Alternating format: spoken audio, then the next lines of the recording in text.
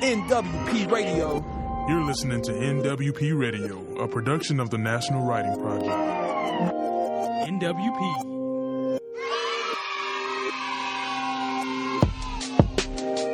NWP Radio. April showers bring May flowers, and all of us who enjoy moving on trails outdoors once again can test our superpowers. Ah, that rhymed. But I turned 50 this year and ache a little more than I used to. Still, there's nothing better than the month of April. Why? It's National Poetry Month, and we are thrilled to host another edition of The Right Time, this time featuring the love of verse, especially for student athletes. Yes, this is a show not only celebrating the joys of poetry, it's a show that applauds youth in sports as well. I'm Brian Ripley Crandall, and I'm thrilled to be here with Tanya Baker, Director of the National Programs. Research shows 50% of all high school students are involved as an athlete in one way or another, in or out of school. And that is why Tanya is getting ready to sing, "Let's Get Physical, Physical. I want to get physical. Let me hear my..." I'm going to stop. She's singing it with Olivia Newton-John, isn't she? Isn't that right, Tanya? Oh, Brian. Who agreed to let you co-host the shows? Oh, yeah, it was your idea. So I guess it's your show. I'm laughing, though we might need some changes, but I am definitely, as you well know, not going to sing for anyone. I do promise after we record that I'm going to tie up my sneakers and go for a run. It is beautiful here this afternoon. And while I do, I guarantee I will be thinking about poetry.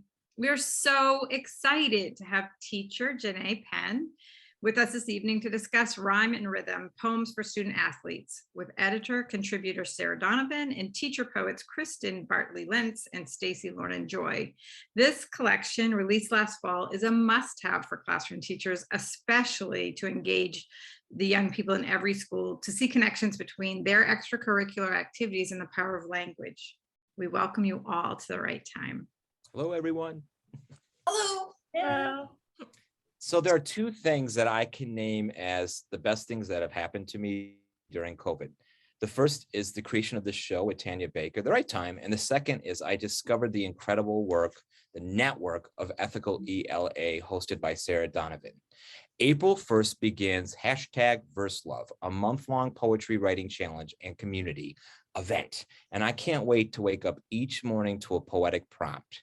If you haven't done it and you want to write for 30 days, I highly recommend you look up Ethical ELA on the web. It was in this network that I met two of the poets, or three of the poets actually here tonight. And I am super excited to be able to introduce the editor of Rhyme and Rhythm, Poems for Student Athletes, Sarah Donovan. Sarah Donovan, PhD, is a former junior English language arts teacher of 15 years and an assistant professor of secondary English at Oklahoma State University. She wrote Genocide Literature in middle and secondary classrooms in 2016 and the young adult novel Alone Together in 2018. Dr. Donovan was the Books and Review columnist for Allen Review 2019 and serves as a state representative and board member for the Assembly of Literature for Adolescents of NCTE. Allen. She hosts a weekly blog, Ethical ELA, and has contributed chapters to the Best Lessons series, Talks with Teachers 2018, Queer Adolescent Literature as a complement to the English Language Arts curriculum, Rowman Littlefield 2018, Moving Beyond Personal Loss to Societal Grieving, and Contending with Gun Violence in the English Classroom. It is an absolute joy to have her with some of her poets here tonight. I'm going to pass it over to Tanya. Yeah, I'm thrilled that not only is Sarah here with us, but we also have two contributors to the book, Kristin, Bartley, Lenz, and Stacy, Joy. Kristin, Bartley, Lenz is a writer and social worker who has lived in Michigan, Georgia, and California. Her debut young adult novel, The Art of Holding On and Letting Go, was a Helen Sheehan Young Adult Book Prize winner, a Junior Library Guild selection, and an honor book for the Great Lakes Great Books Award statewide literature program.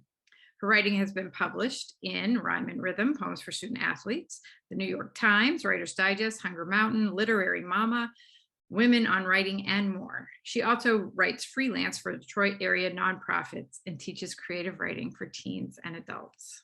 Welcome, Kristin. And Stacy, Lorinn Joy, was born and raised in Los Angeles, is a national board certified teacher, Los Angeles County Teacher of the Year, and a self-published poet. She's been teaching in elementary education for 37 years In addition to her self-published book, Naked Reflections, Shamelessly Sensual Poetry, I am getting that, by the way, she has poems published in Savant Poetry Anthologies, Teacher Poets Writing to Bridge the Distance, and Rhythm and Rhyme, Poems for Student Athletes. Welcome, Stacy. Ooh. So when we learned we were going to host this special edition of The Right Time, April Poetry Month, in celebration of the month, Rhyme and Rhythm was going to be featured. I said it early on. I tried to get it as soon as I possibly could. I immediately thought of this incredible work, and then I remembered the brilliant work of a graduate student I had named Jayné Penn. She's an English teacher at Fairfield College Preparatory School, and I was fortunate to work with her while she earned her master's in teaching foundations at Fairfield University. Jayné Penn is an English teacher and cross-country coach at Fairfield Prep in Fairfield, Connecticut. As a Division I track athlete at Georgetown University, she grew interested in sports stories and community activism. She was also a recipient of the 2018 Dean's Award for Student Excellence at Fairfield University with a thesis focused on sports literature in the classroom. Currently, Jayné Penn has looked to the potential of young adult literature with a focus on sports in many texts as a vehicle to explore empathy with her students. We knew that she was perfect to be the teacher host for this event. So, Jayné, I think you prepared an introductory prompt for us that we could possibly pause if we wanted to and write, or we could write on later. Can you tell us what that prompt is? Okay, so think of your most cathartic and or memorable moment during a competition or event. Using as much description as possible, write about how you felt and or what you were thinking about in that moment. Finish by explaining your biggest takeaway or takeaways from that moment. That's a good prompt. Brilliant, yeah.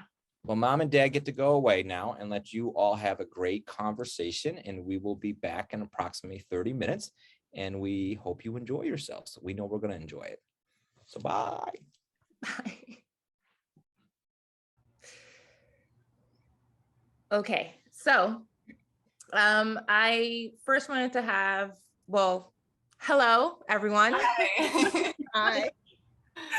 As I was reading through the book, I was like, oh, these poems are like perfect for the classroom. They're nostalgic for me as a student athlete, and just teaching writing all together is just an anthology that's like the dream for a teacher who works with all boys at a school where about 95% of them are student athletes.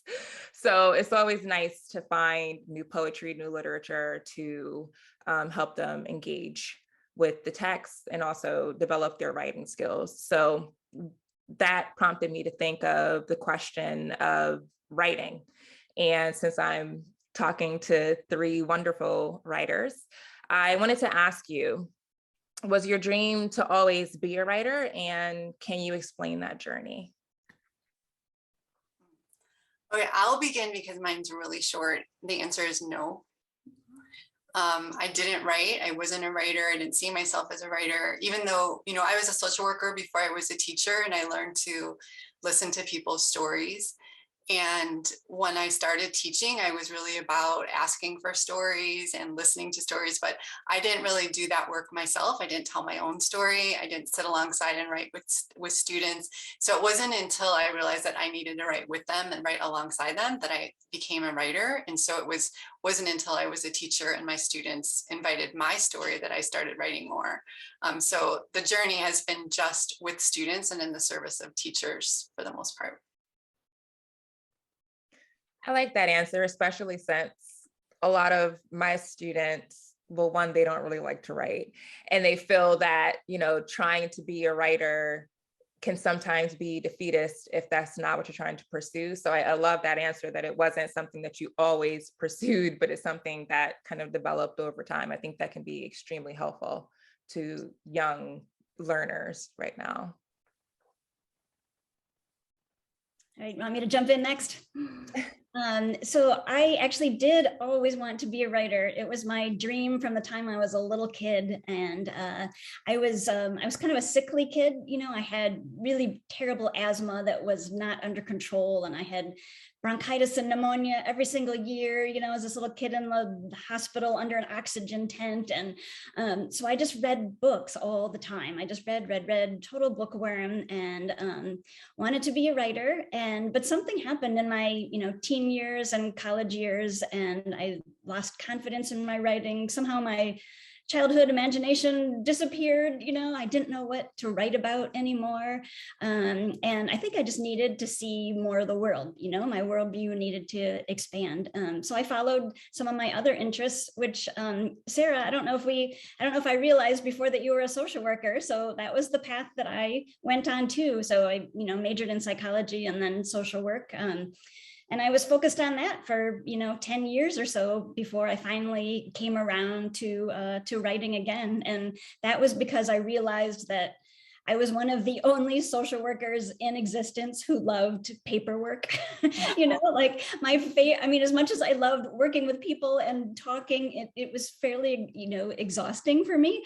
I'm such an introvert. So the favorite part of my day was when I could close my door and write my reports and do my assessments. And I realized I was writing people's stories, and by that time my world had, of course, exploded and expanded in numerous ways, and I finally had things to write about. So yeah, that was I found my voice much later than I thought, but I got there. Thank you. And Joy, would you like to share? Sure. So I think that what's weird about me is that I started off knowing that I would teach, like, I was probably 5 or 6 years old playing school. And I do believe that teachers are always writers also, because I wrote stories for my invisible students, and I wrote poems for gifts for people in my family. And then I think it was probably around maybe right as my teaching career started, I think that's when I saw the need for different types of writing that my students didn't have. We didn't have the type of text that I wanted to teach my students. The poetry was just like zero. And I said, maybe I should write some poems and have my students learn them. And that's how that started. So I think the writing for me was always in me, but I didn't see myself as a quote unquote writer. And now I see that there's definitely a crossover between teaching and writing. Oh, I kind of love all of those answers. And I love that Kristen found a similarity with Sarah, like diverting from the journey and then getting back into the journey. And I think that could be excellent for like students, again, who are still figuring themselves out, don't have everything figured out so early in life. And like, I think that's a wonderful message for them to see like actual writers, published writers, not having everything figured out early on in life. And you could always, adjust and make those changes. So you all became poets through your journey in writing and, expressing yourselves. So I want to ask, were there any other genres you thought of pursuing, or maybe you do dabble in your free time? For example, like science fiction, horror, romance. Have you ever thought about writing anything, or do you write for different genres? Should we go in the same order or reverse? Different order this time. Let's just have a conversation. Let's just jump in. Okay. Like, I know Stacy has that collection of poems that's romantic. I know, I saw that in the intro and I was like, I kind of want you to talk a little bit more about that. Okay, That's what we want to know about, yes. Right. What's so bizarre about that though is that was unexpected. So the year that I finished the UCLA writing project was the year that my mom passed away. And I was in a very, very dark place. And I kept finding myself wanting to just retreat into writing to find some kind of peace. And I was also in a really bad situation in my marriage. So I was like craving just a sweet, romantic world. And I created it. And it became the book that I decided to self-publish back in 2013. And I haven't done anything since then. It's just my little hot book that sits there waiting for somebody to put their hands on whenever they feel like it. That's beautiful. That's a very interesting outlet too. Right. So it's definitely sensual and erotic, and it's not, I wouldn't say it's not porn, but it's definitely not for children. But it's very erotic.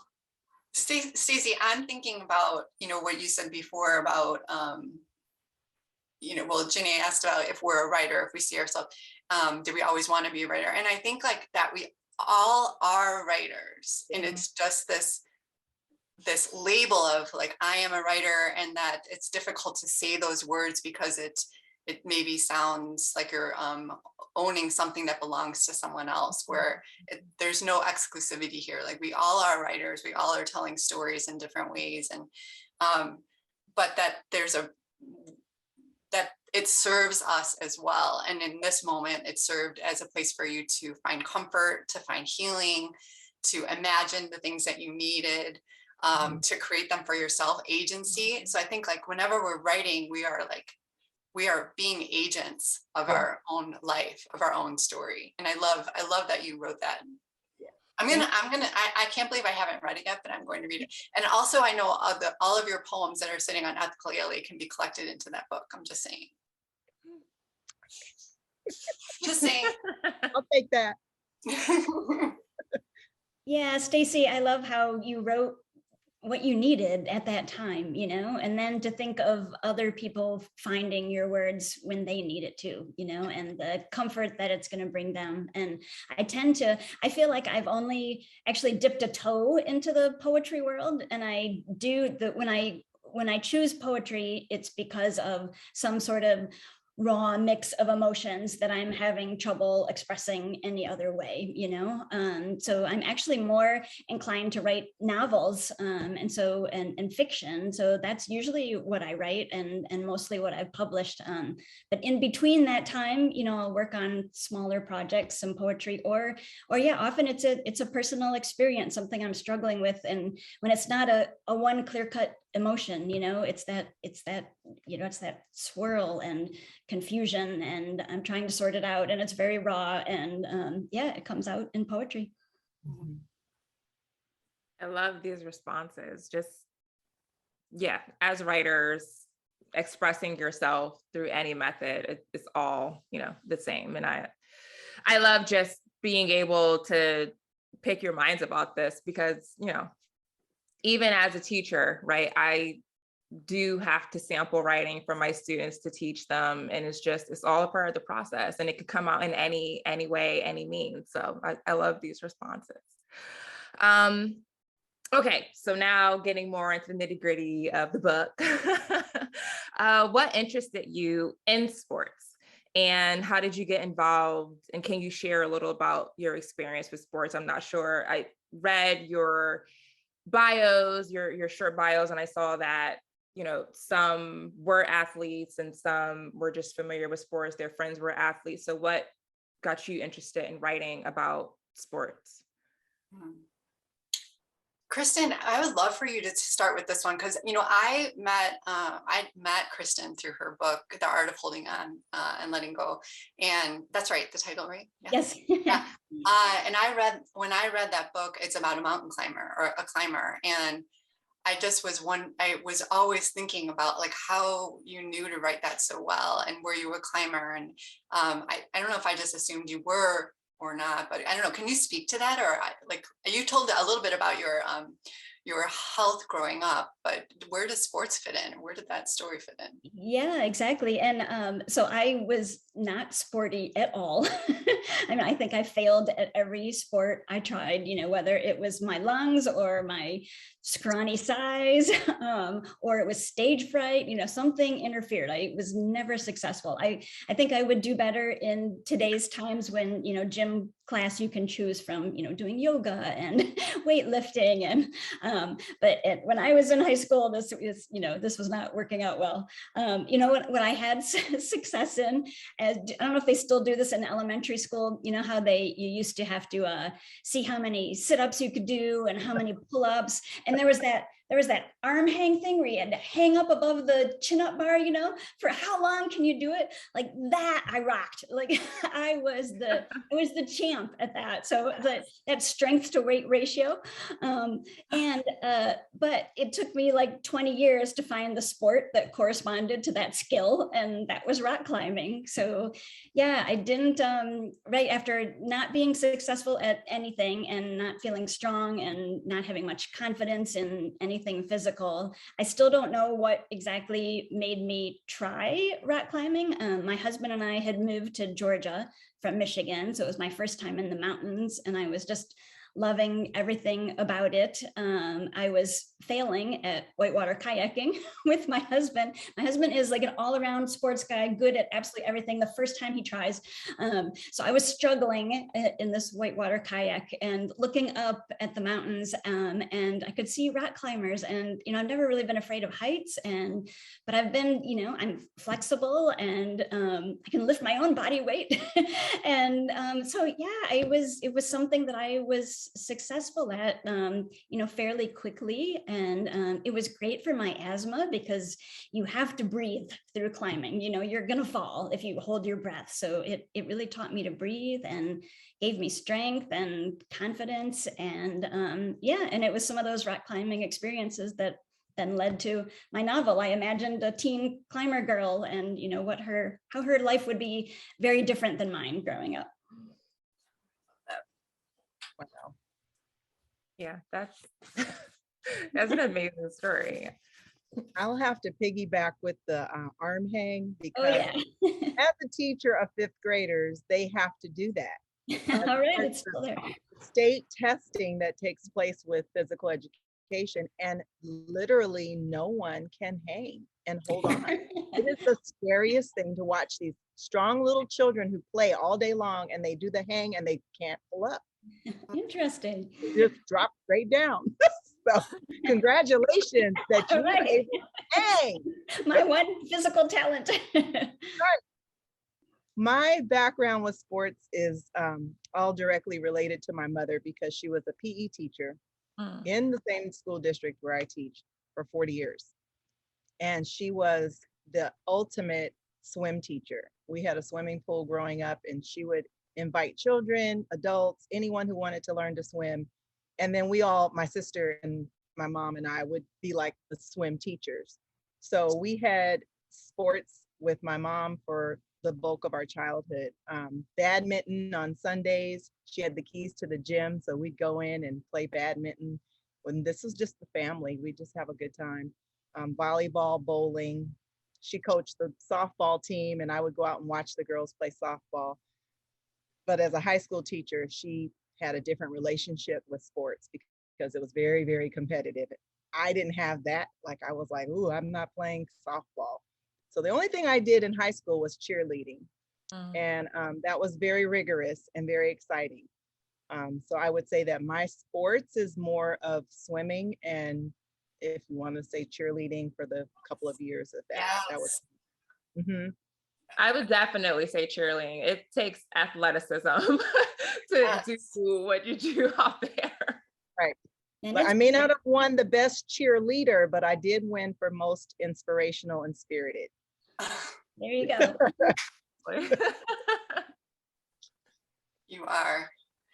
I grew up in a family of 11 children, and we had a great park district, and we made lots of use out of that. Our parents just enrolled us in everything and sent us out the door to join the soccer or the softball or the tumbling or, or like there wasn't any climbing gym back in the day. Now there's climbing gyms in park districts. We didn't have one of those to try. And we just got sent out swimming, all those kinds of things. And I did those things that I was told to do. Like, here, take your sister's mitt and go play softball. And, I would get hit in the face with the ball, go swim. And I had terrible vision. So I hated swimming because I couldn't see. And this was like pre-contact lenses and all of that. It was not a good sport for me. But I ended up becoming very tall. I'm 5'11", and And I tried basketball, but I didn't do so well with the proximity of people like pushing me. So that didn't I just didn't know how to react to that. And so volleyball became like my sport in junior high. And it was a coach like there that sort of brought me under her wing and taught me how to play.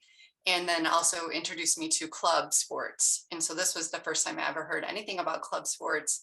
We couldn't afford club sports.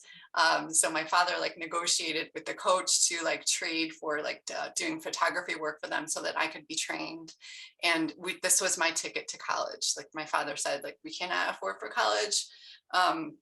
If you want to go, you need to get a scholarship. And so that's why I played. I didn't love competing. I was never big at competing. I loved to play. And I wanted to play well, and I wanted to do well. And I loved training. I loved being with the people. And I wasn't always very social, but when you have a sport, you can be social for the sport. And then when practice is over or the game is over, then you can go be by yourself. And, so I kind of have friends through my sports, which was always kind of how it was. And then I became a beach volleyball player. And I've loved that ever since. I think beach volleyball was the best because there were no coaches. It's you and your partner, and you set your training schedule and you train how you want to, and you don't have people threatening you or trying to find how to motivate you. Like, it all has to kind of come from within and your commitment to your partner. And so just learning like the evolution of that sport for me. Yeah. But I was so heartbroken when COVID hit and all of the beaches closed and all the parks closed. And there was like, all my girls that I played beach volleyball with were just like, sitting in their apartments. It was just so sad. Yeah, I think it hit a lot of us who like to be outside, who like to run, like community. And I think it's definitely impacted the youth and not being able to have those experiences. And it's all coming back. It's all coming back now. So it's wonderful. But you also mentioned that you're 5'11". Shout out to the tall girls. I'm 5'11" as well. So I love that. And I did want to play volleyball, but when I got involved with cross country and track, my high school coach just would not let me do anything other than run all year. So I'm also very envious of the volleyball playing. I'm going to come to Connecticut. We're going to play. We'll play. Yes, please. I would love that. I'm not going to say that I'm great at it, but I would still love to try to do it, get out there and get some sun as well. Thanks. So keeping in tune with the story, the anthology, aside from the poems that you've written, I really wanted to kind of get an idea of whether or not any of the other poems resonated with you. Like, I know for me, there were two poems in particular, Cross Country Meets, because I ran cross country, I coached cross country, and it's just the combination between like you're out there running, but you also have like external factors going on. And then, What's the Big Deal? The poem that talks about the African-American students not wanting to swim during gym class, and the reason because they don't want to get their hair messed up. So and that's just a couple of a larger group of poems that resonated with me. So I wanted to ask, were there any other poems in the ones you've written that resonated with you?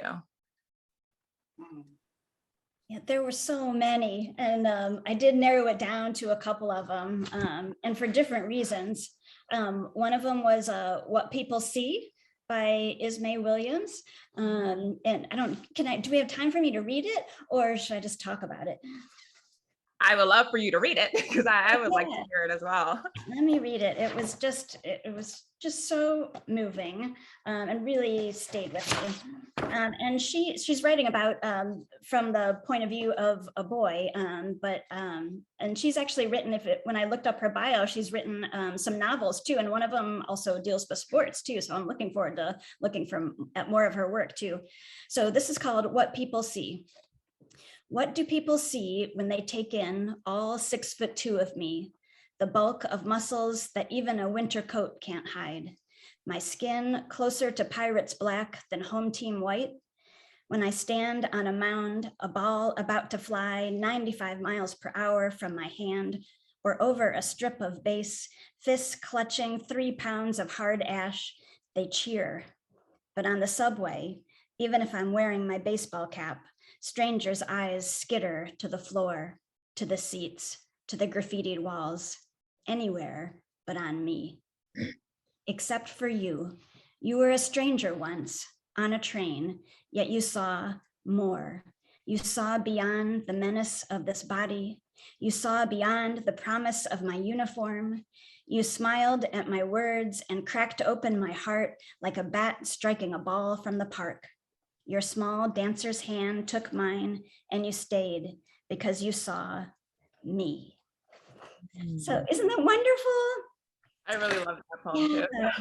Yeah, and I just, the contrast and, it just really affected me, so that, you saw beyond the menace of this body, you saw beyond the promise of my uniform, you saw me, it's just, it was really profound. I love that one. I didn't ever meet Ismay either. I found her, I looked for her, I saw the book that she was publishing on sports and read some, on Amazon, you can do the look inside and then you can read a little, things like that. And I just knew I wanted to hear a poem from Ismay, and was so happy that she agreed to write that. And when I read it, a lot of times when I was, some people submitted poems, sometimes I asked for a couple extras or for some revisions. And when she sent that one, I was like, just leave it alone. I just how it is perfect. I love it. And hearing you read it is a completely new experience for me. I heard things that I didn't see when I read it. Mm-hmm. Interesting, yeah. Yeah, I used that poem. I very briefly taught a 6-week class with a group of homeschooled teens, and I used this book, and that was one of the poems that I read to them and shared, and it was a great one for generating conversation and reflection. Right, I could definitely see myself, especially at an all-boys school full of athletes, using that one in the classroom too. Yeah. Okay, speaking of boys, I would like to read the one from Nikki Grimes, unless Stacy, that was one we're gonna read. Okay, I'm gonna, Nikki Grimes. Oh, she's my girl. I love everything that she writes, and she, her work, especially her novels in verse, have been in all of my junior high classes, all of my college classes. I'm handing her book around to everybody. And so when she wrote this poem for the anthology, I was just so happy. And so now this resonates with me, not because it's anything like me at all, just because I wish I felt this. I wish I had written this. I wish I was the kind of person who could write it. I think girls who play sports, boys who play sports, non-binary people who play sports, our bodies are just so present with us all the time, and that when they do or don't do what we want them to. But then there's this other part of performance where we're performing and playing these sports in front of other people. And that's a whole nother level of stepping out onto the court under the gaze of other people. And so I'm always so worried about being judged. I mean, I'm always judged. And so this poem for me was I wish I could step in front of people and have this kind of reaction. So I'm going to read it. Runner by Nikki Grimes. Side-eyed, I see you in the bleachers, licking your lips at the sight of my thighs, stunning in their musculature. I shake out my limbs at the starting line and smile, knowing you are mistaken in my body's purpose. Head smartly on the swivel, my neck and shoulders display perfect posture. The mounds rising from my chest, soft as pillows, camouflage the sturdy heart beneath. My waist cinches in all the energy needed to fuel my stride. I lunge and stretch quadriceps and calves curved and toned from routinely carving a line around this track, discipline being the only middle name I answer to. My chiseled black arms are motors of movement, ready to swing and counterbalance to help lift me off the ground.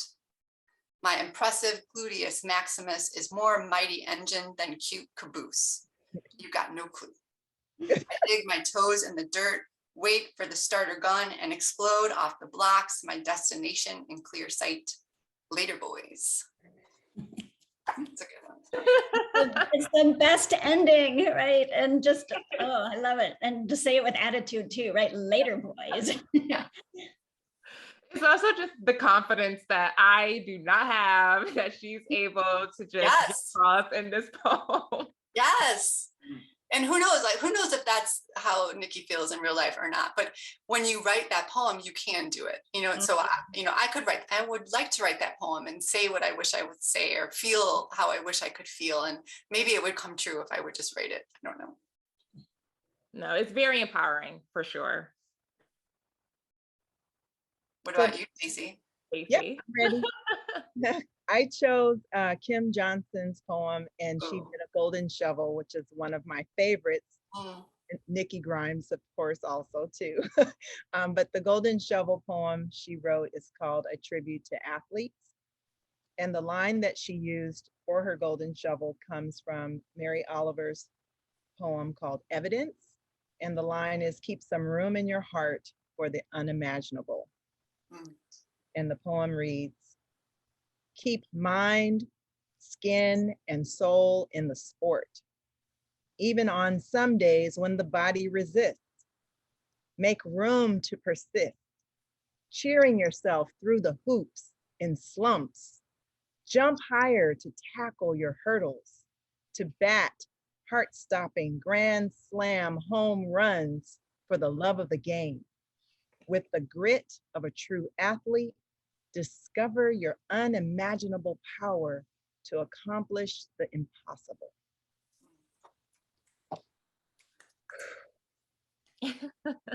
For me, it just speaks so well of what I always hold my heart on, and that is hope and faith and persistence and hard work. Just, it's all embodied in her poem, but it's mixed in with the sports theme. I also felt that cheering inside of me, like I felt like somebody was saying, come on, you can do it, you can do it. And I think that's what's so important to use with our students, because so many times they're facing unbelievable pressure and stress, and we don't often even know what it is. But to hear some affirmations and poems that speak to being able to persevere and being able to be victorious, it might just change their day, could change their lives. So I love Kim's writing all the time anyway, but that one really spoke to me. Honestly, all of these poems were fantastic. They all kind of approach different topics, different angles. So I can see any of them being used in the classroom, but the ones that you all have read just now, they're all just amazing. I can't even say much more about them than that. But no, Stacy, that poem is a great segue. I'm gonna skip ahead a bit to another question I might have. In many schools and communities, athletes are stigmatized as one-dimensional jocks, right? Meaning that they only care about sports.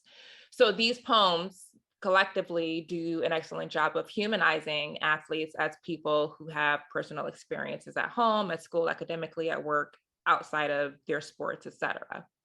How impactful do you hope this anthology will be for students, athletes, parents, anyone teaching this or reading this? And what do you want them to take away from this book?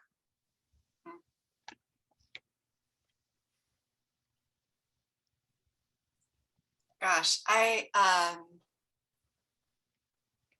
the impact of this, Jayné, this is a great question. And I think my wish, first of all, was for it to be a multidimensional book.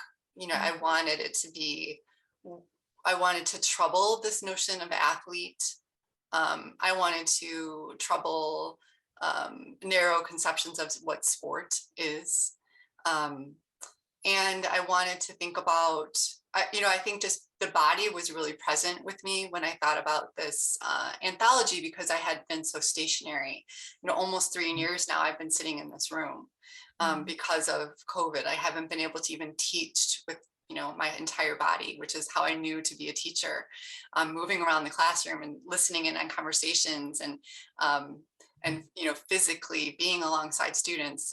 And so body was very heavy on my mind. And I think all of the students that we know who struggle to sustain a long period of time sitting in the classroom and needing to use their bodies, or the students who come to school only because of their sport or only because of PE, right? But also the students who hide in the bathroom during PE because they don't want to go, right? Also the students who stay in your classroom at lunch, or after school instead of going to the game that's right down the hallway, all those ways that like sports and bodies and athletics are just pervasive in schools in general, and that there's lots of different perspectives in it. And so I think for me, I just want it to be to showing different dimensions of the students and the lives of the people that we take care of. And I think I am guilty of all the time as an English teacher, just like, I just think my subject matter is the only thing that they have, but they have all these other classes and all these other activities and all these other relationships in their life. And I think we can just sort of, like you said, just be maybe kind of have narrow or one-dimensional perspectives of them. And this collection of poetry does that. I think it tries to shatter that dimension and make it multidimensional. And one of the other things, like when I was thinking about this, is I was trying to look for anthologies about sports, and they're all the same kind of poem about bats and balls and winning and losing without the other dimensions of the person. So those are all the wishes that I have for it. And I think oh, okay. Yeah, no, I think we ended up with such a wide field of sports and experiences and identities and styles of writing, and from serious to moving to whimsical. Yeah, I keep going through it again and again and finding new discoveries. And yeah, I'm really looking forward to seeing what more students do with it. And I think for me as a teacher, especially with elementary school, it's so hard to, like, I see the little athlete, like I can tell right away. Like I have a student who he's a beast on the field, but that's just one out of 25 students. What about the girl who can't catch? And what about the girls who are saying they're afraid of the ball? And it makes me think more about if there's a way to teach a sport first in a poem, like the behaviors of sports and the attitudes of athletes and the determination of an athlete. And like with Kim's Golden Shovel, if you can learn persistence and hope in a poem about a sport, maybe that could carry over to when we go to the playground. Let's act like we're that person who won't quit and who has the drive to make it all the way down the line, no matter how many people are blocking them. But then that also crosses over into academics, because you have to have that same drive and that same passion to attack the subjects that are hard for you. So I'm looking at it more in terms of how I can help cultivate a love for a sport through the poem that's written. Can I ask Stacy to read her poem? If I don't want to, you can say no because I don't want to put you on the spot, but just what you said right there is like that these two things are happening at the same time, and the students are often, flipping back. And I think your poem like does that. It mirrors that, that fracturing, but also the unity at the same time. Yeah, I had the same thought. Yes, please read it. Thank you. Okay. It's called Athletics and Academics. Spelling any word forward and backward, slightly slanted cursive and perfect punctuation. Legs straight with fluttered kicks, head rolls, one ear in water, quick breath pull. Literature broadens your worldview. Mathematics expands opportunities. Count your laps in sets of 2s, 3s, then 10s. Butterfly stroke for strength. Never begin a sentence with because. Follow the rules for using I and me. Arms overhead and back straight. Look behind before you jump. Homework is not optional or negotiable. College degrees are generational. Balance on the edge of the board. Bounce 3 times before touching tips to toes. Teach your children to love sports and school. Go to their games and read their silly stories. In flight, inhale through blue skies. Trust technique and training over fear of failure. I love that too, for all of the nerdy student athletes out there it is a very complex thing, especially, you know, if you are really good at your sport and people only think of you as that athlete and you're like, no, it's more than that. And there's more to me. And I just love the combination of academics and athletics, and then, you know, going above and beyond what people just perceive you to be. So I really love that poem, Stacy. Thank you for reading that. So I'll finish off with one more question. Excuse me. It's cold over here and the weather is just driving me crazy, and I'm really jealous of you over there in California right now. Can you each discuss how a student might best find their rhyme and or rhythm for writing poetry? Maybe explain why you chose to write your poems and the styles in which you wrote them. And anyone can start. I'll jump in. I think, you know, for me, it kind of goes back to what I said earlier about how I will turn to poetry when I have a mix of emotions, you know, those raw feelings that I'm trying to sort out. So for me, yeah, I would suggest starting with emotion, you know, and those raw feelings that you don't know how to express another way, and maybe tension too, you know, maybe there's maybe something has happened, there's a situation or a circumstance that you're questioning, you're not feeling right about. It's complicated, it's not straightforward, and you know, you can pour that out. I think with my poem that I chose in here, I started off with, I'll just read a couple lines because it kind of shows this this emotion, but also this something wasn't sitting well with me and I wanted to explore it more. So that's kind of what led me into the poem. They call it a stitch, but my spleen is rupturing, splintering my rib cage. My lungs scorch, but still I run and run and run, chased by cleats scraping my Achilles.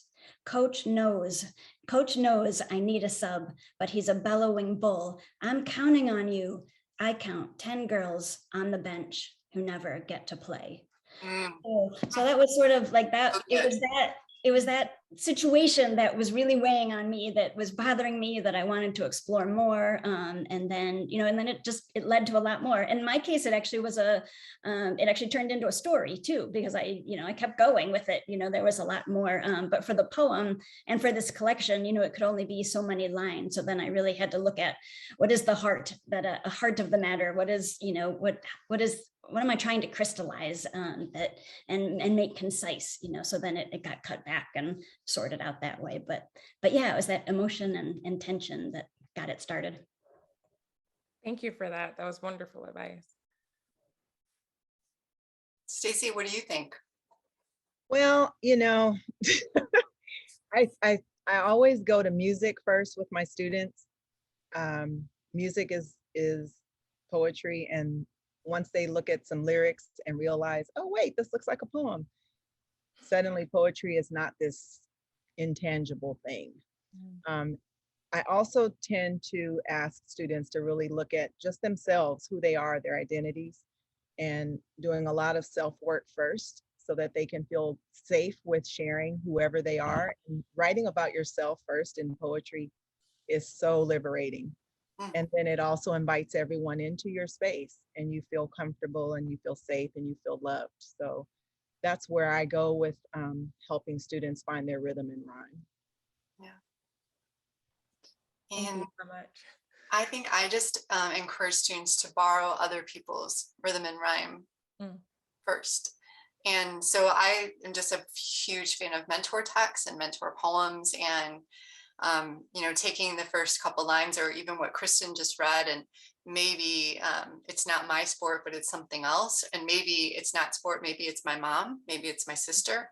And I might take that stanza and use that line, "I'm counting on you," and think about, like, you know, how my sister would say that to me, and kind of use that stanza and try to tell that story of my sister saying that to me. Or Stacy's poem going back and forth between two different places. And I would say, what are the two places that you are, or the two places that are kind of, that you feel torn between? Use that poem as a mentor text and write between those two places. So you don't have to do it alone. There's all these other authors in here to help you, you know. Yeah. And that's honestly what I love about the anthology. It's just so many different type of methods, so many different type of rhyme schemes. You know, some don't have rhyme schemes. Some are, you know, short stanzas, long stanzas, paragraph form. So like, I love that, you know, that idea of borrowing, and, you know, you don't have to start from scratch. You have something that you can use. So like, thank you for that. I was thinking behind the scenes that, like, when Kwame Alexander, before the crossover came out, you know, he was always told that girls aren't going to read about basketball and boys aren't going to read poetry. And I said to him when I saw it in draft form, I was like, this is the book we as English teachers need. We need this book in our classroom.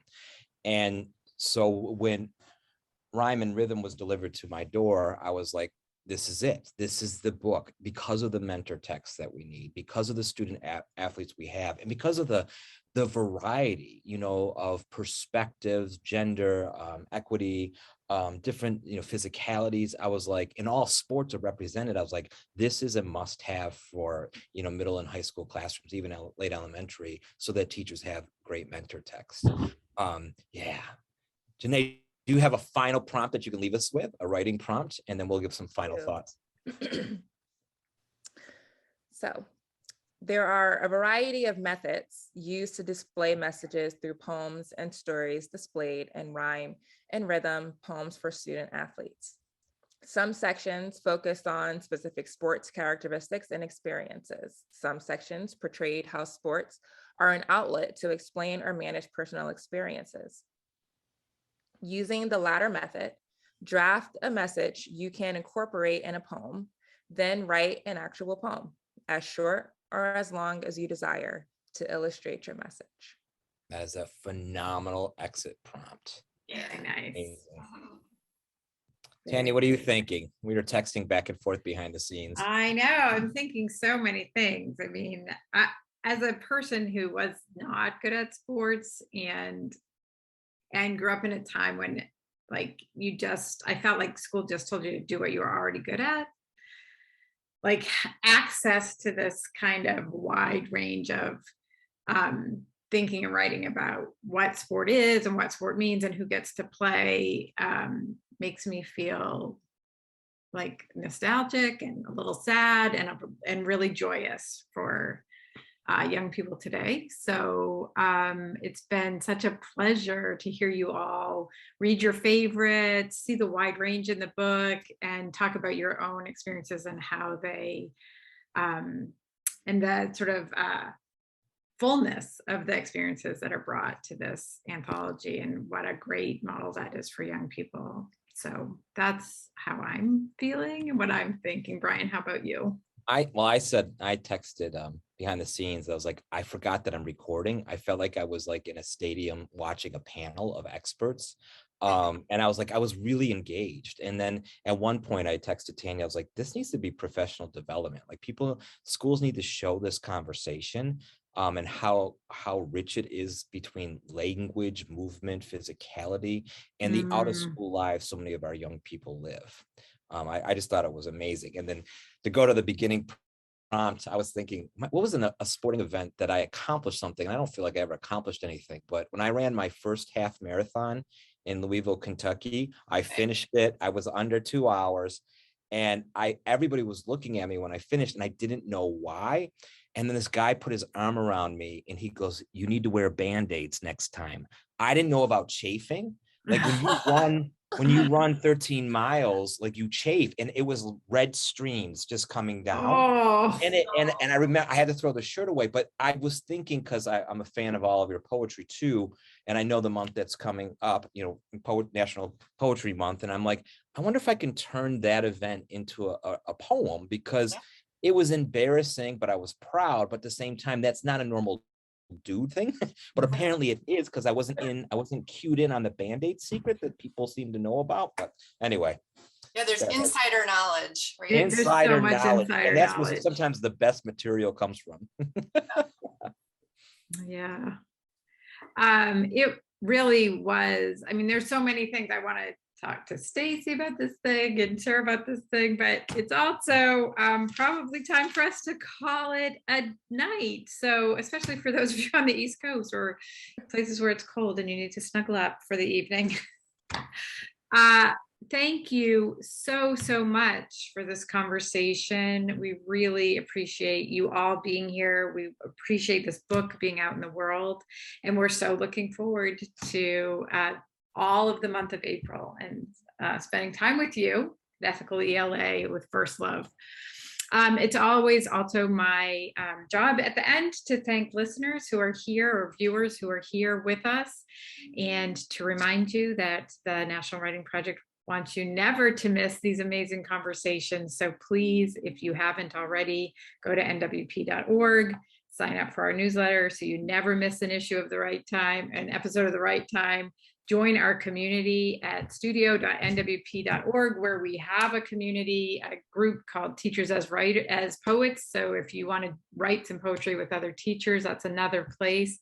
And yes, everybody shake that book one more time, please. It's National Poetry Month, and your students want rhyme and rhythm, and you want it in your classroom too. Thank you, everyone, and good night. You're listening to NWP Radio, a production of the National Writing Project. NWP. NWP Radio.